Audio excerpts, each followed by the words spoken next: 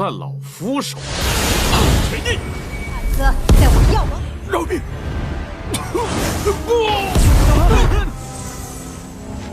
炼化，开出眉血。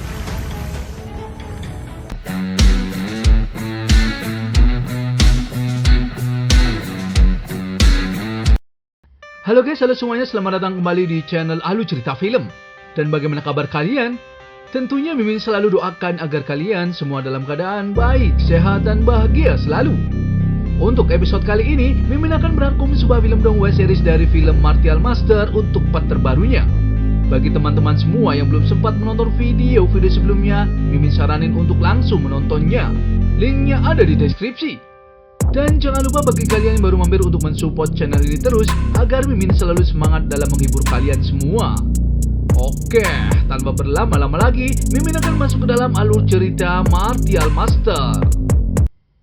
Di episode sebelumnya, penguasa kebun Raja Obat meminta Qin Chen untuk menyembuhkan dirinya. Qin Chen dan penguasa kebun Raja Obat juga memutuskan bekerja sama untuk mendirikan pavilion di kota Caotian. Penguasa kebun Raja Obat pun menuruti apa kata Qin Chen karena ia tahu kalau Qin Chen bukanlah alkemis sembarangan. Qin Chen juga berjanji akan menyembuhkan penyakit penguasa kebun Raja Obat yang telah lama dideritanya. Namun sebelum Qin Chen memberikan resep obat dan mengobatinya, Qin Chen meminta bunga kebangkitan jiwa kepada penguasa kebun. Penguasa kebun Raja Obat pun langsung memberikan bunga kebangkitan jiwa itu kepada Lord Qin Chen. Qin Chen pun langsung menerimanya dan mengatakan kalau ia harus segera pergi. Mengenai pendirian pavilion Chen masih harus merepotkan penguasa kebun Raja Obat nantinya. Sebelum pergi, Lord Qin Chen pun menulis resep obat untuk penyembuhan penyakit penguasa kebun Raja Obat. Ia meminta penguasa kebun Raja Obat meminum 3 kali sehari. Setelah sebulan luka di dalam tubuhnya akan membaik secara signifikan. Dan nantinya Qin Chen akan menyembuhkan penguasa kebun Raja Obat sendiri. Penguasa kebun Raja Obat pun menyadari kalau Qin Chen memiliki resep yang tidak biasa dan metode pemurnian yang tidak biasa juga. Dan itu berarti kemampuan pemurnian obat Qin Chen juga tidak kalah darinya. Lalu penguasa kebun tidak menyadari kalau Qin Chen telah pergi. Ia bertanya kepada Xiao Xing kemana Qin Chen dan ketua Zuo. Xiao Xing pun mengatakan kalau Qin Chen dan ketua Zuo baru saja pergi. Penguasa kebun Raja Obat pun ingin mengikuti dan mengantarkan Qin Chen karena ia ingin memastikan keselamatannya.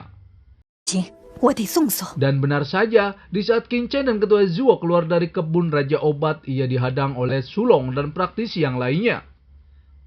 Mereka mengatakan kalau Qin Chen telah menyinggung penguasa kebun, tapi kenapa penguasa kebun Raja Obat tidak membunuh Qin Chen? Tuan Sulong yang sok jagoan dan sok sakti itu pun bertanya kepada Qin Chen dan ketua Zuo, kenapa Qin Chen bahkan bisa keluar hidup-hidup.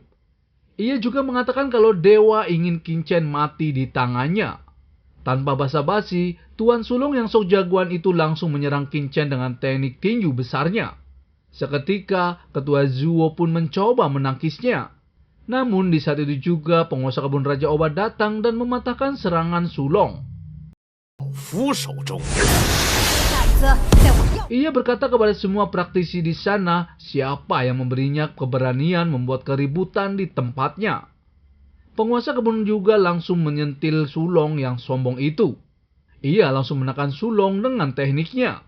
Tuan Sulong pun sangat ketakutan dan meminta penguasa kebun memaafkan dirinya. Lalu penguasa kebun Raja Obat pun bertanya kepada Qin Chen dengan sebutan Master dan mau diapakan Sulong yang songong itu.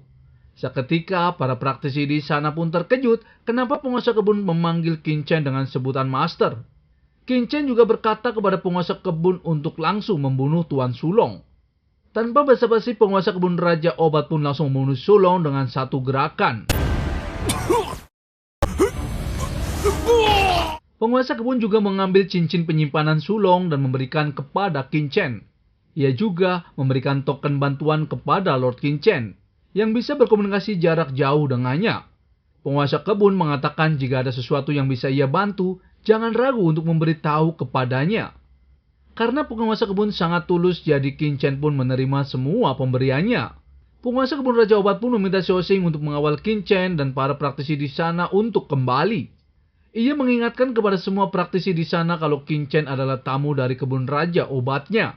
Jika berani menyinggung Qin Chen, sama seperti mencari masalah dengan kebun raja obatnya.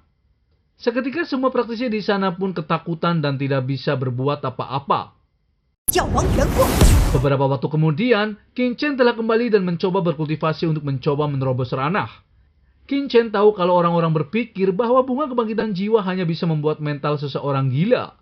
Tapi mereka tidak tahu dan semua itu karena kekuatan mental tidak mencukupi. Bunga kebangkitan jiwa berusia 500 tahun itu memenuhi syarat persyaratan Qin Chen. Qin Chen pun langsung mencoba memurnikan dan menyempurnakan bunga kebangkitan jiwa tersebut. Qin Chen mencoba memurnikan bunga kebangkitan jiwa tersebut dengan teknik 10.000 dewa. Dan ia tahu kalau dirinya masih belum bisa naik ke ranah Martial King. Dan hari ini juga, Qin Chen harus bisa menerobos dengan menggunakan bunga kebangkitan jiwa tersebut. Tak perlu waktu yang lama, Qin Chen pun berhasil menerobosnya. Qin Chen berhasil menaikkan kekuatan mentalnya hingga menerobos ke ranah Martial King.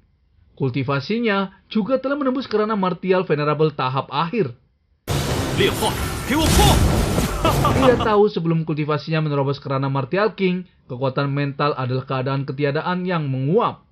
Setelah memasuki ranah Martial King akan langsung diperkatkan menjadi cairan.